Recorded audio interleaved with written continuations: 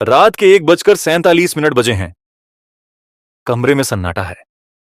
सिर्फ एक आवाज सुनाई दे रही है, पन्ने पलटने की। एक 16 साल का लड़का टेबल पर झुका हुआ है। उसकी आंखों के नीचे काले घेरे हैं, लेकिन वो सो नहीं सकता क्योंकि कल उसका एग्जाम है। उसके सामने किताब खुली है, लेकिन दिमाग में सिर्फ एक सवाल, अगर मैं फेल हो गया तो? स्कूल के बाहर भीड़ है, बच्चे, माता पिता, हर कोई तनाव में। यह सिर्फ एक एग्जाम नहीं है, यह एक फैसला है। तुम जिंदगी में क्या बनोगे? हर बच्चा खाली दिमाग लेकर पैदा होता है, ना कोई डर, ना कोई तुलना। लेकिन धीरे धीरे हम उसे सिखाते हैं, तुम्हें कुछ बनना है, डॉक्टर, इंजीनियर, सरकारी अधिकारी। लेकिन कोई यह नहीं पूछता, तुम क्या बनना चाहते हो? एक छोटा बच्चा ड्राइंग बना रहा है, मां आती है, ये सब छोड़ो, पढ़ाई करो। और उसी पल एक आर्टिस्ट मर जाता है। भारत में बचपन छोटा है और प्रतियोगिता लंबी। LKG से ही अंग्रेजी, मैथ्स, जनरल नॉलेज। 3 साल का बच्चा जो अभी ठीक से बोल भी नहीं सकता, उसे सिखाया जाता है टॉप करना है। और यही से शुरू होती है एक अंतहीन रेस। धीरे धीरे बच्चा सीखता है, गलती करना गलत है, फेल होना शर्म की बात है, कंपैरिजन जरूरी है। और फिर वो खुद को दूसरों से तुलना करने लगता है। वो मुझसे बेहतर है, मैं उससे पीछे हूं। और इसी में वो खुद को खो देता है। एक क्लासरूम, टीचर पढ़ा रहा है, इंपॉर्टेंट क्वेश्चन एग्जाम में आएगा। बच्चे लिख रहे हैं, कोई समझ नहीं रहा, लेकिन सब याद कर रहे हैं। यही है रटने की शिक्षा। पहला बड़ा एग्जाम, पहली बार बच्चा फेल होता है। घर में सन्नाटा, माता पिता निराश, और बच्चा सोचता है शायद मैं काबिल नहीं हूं। और यहीं से शुरू होता है आत्मविश्वास का गिरना। लेकिन यह तो सिर्फ शुरुआत है। आगे स्कूल का असली खेल शुरू होगा, जहां नंबर तुम्हारी पहचान बनेंगे और सिस्टम तय करेगा तुम कौन हो। पिछले भाग में हमने देखा कैसे एक बच्चा सपनों के साथ शुरू करता है, लेकिन धीरे धीरे एक रेस में फंस जाता है। अब वो बच्चा स्कूल के अंदर है, जहां से शुरू होता है असली सिस्टम। एक क्लास, 40 से 60 बच्चे, एक टीचर और एक सिलेबस। टीचर ब्लैक बोर्ड पर लिखता है चैप्टर 5 इंपॉर्टेंट, और फिर कहता है ये एग्जाम में आएगा, सब लिख लो।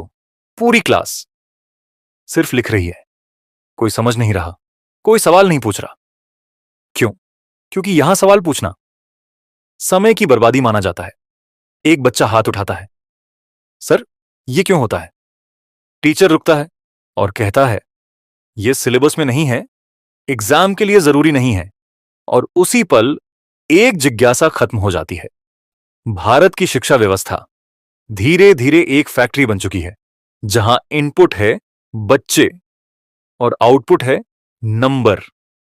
यहां क्रिएटिविटी नहीं मापी जाती, यहां इमेजिनेशन की कोई कीमत नहीं। यहां सिर्फ यह देखा जाता है तुमने कितना याद किया। अगर तुमने किताब के शब्द ज्यों के त्यों लिख दिए तो तुम टॉपर हो। अगर तुमने अपनी भाषा में लिखा तो तुम गलत हो। एक बच्चा जो खुद से जवाब लिखता है वो फेल हो जाता है, और जो सिर्फ याद करता है वो पास हो जाता है। इसका मतलब हम बच्चों को सिखा क्या रहे हैं? सोचना मत, बस फॉलो करो। और यही आदत बाद में उनकी जिंदगी बन जाती है। रिजल्ट का दिन, स्कूल के बाहर भीड़, हर बच्चा डर में है। कितना आया? उसका कितना आया? मैं उससे आगे हूं या पीछे?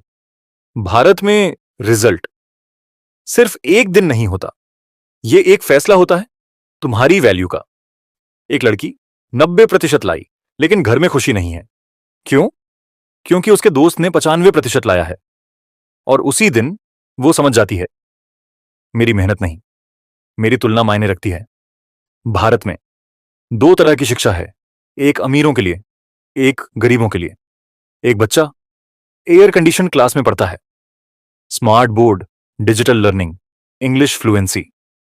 दूसरा बच्चा टूटी हुई छत के नीचे, बिना प्रॉपर किताबों के, बिना रिसोर्सेज के। क्या दोनों के पास बराबर मौका है? नहीं। और यहीं से असमानता शुरू होती है। भारत में इंग्लिश एक स्किल नहीं है, एक स्टेटस है। जो बच्चा इंग्लिश बोल सकता है वो स्मार्ट माना जाता है। जो नहीं बोल सकता वो पीछे समझा जाता है।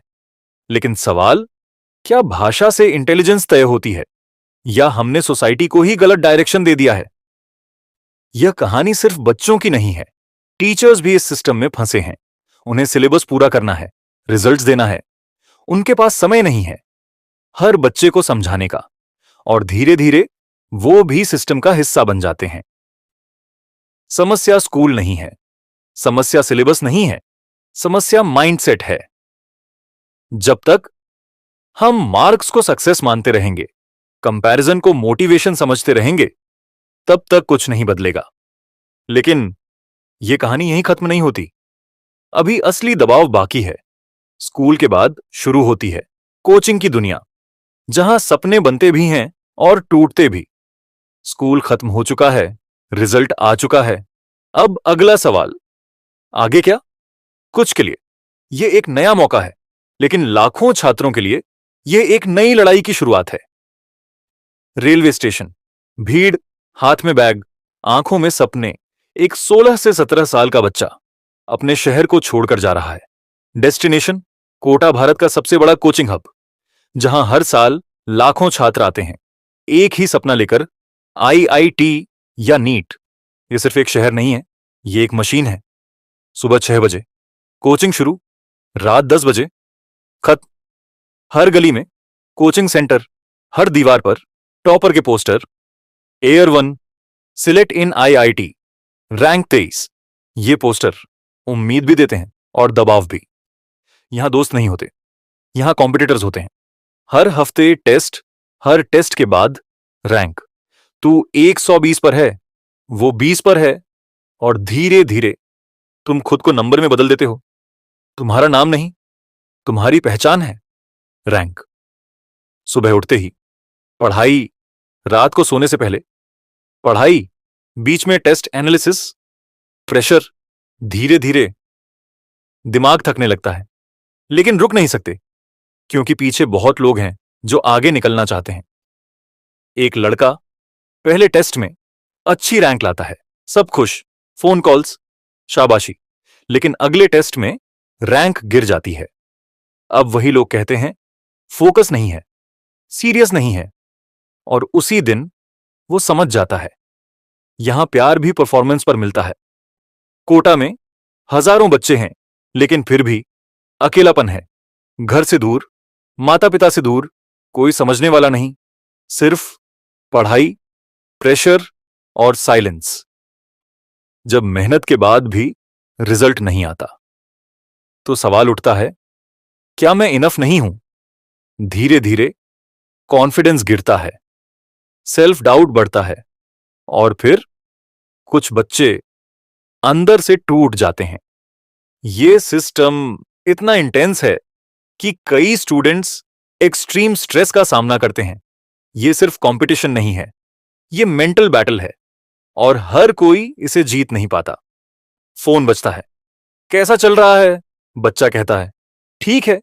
लेकिन असलियत कुछ और होती है, क्योंकि वो सच नहीं बता सकता कि वो स्ट्रगल कर रहा है, क्योंकि उसे डर है, अगर मैंने सच बताया तो वो निराश हो जाएंगे।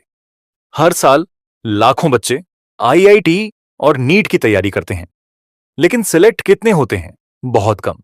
बाकी वो वापस जाते हैं एक सवाल लेकर, अब क्या? क्या यह हार है या सिर्फ एक रास्ता खत्म हुआ है? समस्या यह है, हमें कभी सिखाया ही नहीं गया कि फेलियर क्या होता है। हमें सिर्फ सिखाया गया जीतना है। यह कहानी सिर्फ कोचिंग तक सीमित नहीं है। इसके बाद आता है सबसे खतरनाक हिस्सा, मेंटल हेल्थ, आइडेंटिटी और जिंदगी का असली सवाल, मैं कौन हूं? एक लड़का जो आईआईटी नहीं निकाल पाया, घर में बैठा है। लोग पूछते हैं, क्या कर रहा है आजकल? वो मुस्कुराता है, बस देख रहा हूं। लेकिन अंदर से वो टूट चुका है। हम बार बार सिस्टम को दोष देते हैं, लेकिन सवाल, क्या सिर्फ सिस्टम जिम्मेदार है या हम सब, पेरेंट्स, टीचर्स, सोसाइटी, मिलकर इस प्रेशर को बना रहे हैं? जब हम कहते हैं शर्म करो, इतना कम क्यों आया, तब हम एक बच्चे को नंबर से जोड़ देते हैं। हां, बदलाव संभव है। भारत ने कोशिश की है, नेशनल एजुकेशन पॉलिसी 2020, जिसका मकसद है रोट लर्निंग कम करना, स्किल्स और क्रिएटिविटी बढ़ाना, फ्लेक्सिबल लर्निंग देना, लेकिन नीति से ज्यादा जरूरी है सोच बदलना। बदलाव कैसे आएगा? जब पेरेंट्स कंपैरिजन बंद करेंगे, जब टीचर सवालों को एनकरेज करेंगे, जब सोसाइटी मार्क्स से आगे देखेगी, और सबसे जरूरी, जब बच्चे खुद को नंबर से नहीं एक इंसान के रूप में देखेंगे। शिक्षा का मकसद सिर्फ नौकरी नहीं होना चाहिए, बल्कि एक इंसान बनाना होना चाहिए। उम्मीद है कि आज का यह वीडियो आपको थोड़ा बहुत सोचने पर मजबूर कर गया होगा। और अगर इस वीडियो ने आपको जरा सा भी छुआ हो तो नीचे कमेंट सेक्शन में जरूर बताइए आपको यह वीडियो कैसा लगा, अच्छा या बुरा। आपकी राय मेरे लिए बहुत ही कीमती है। अगर आपको यह वीडियो पसंद आया हो तो एक लाइक जरूर कर दीजिए, क्योंकि आपका एक छोटा सा लाइक इस चैनल को आगे बढ़ने की प्रेरणा देता है। और अगर आप ऐसी ही रहस्यमयी और सच्ची घटनाओं पर आधारित वीडियो देखना चाहते हैं तो हमारे इस चैनल को जरूर सब्सक्राइब कर लीजिए। आज के लिए बस इतना ही। धन्यवाद। बहुत जल्द मिलते हैं एक नई और रोमांचक वीडियो के साथ।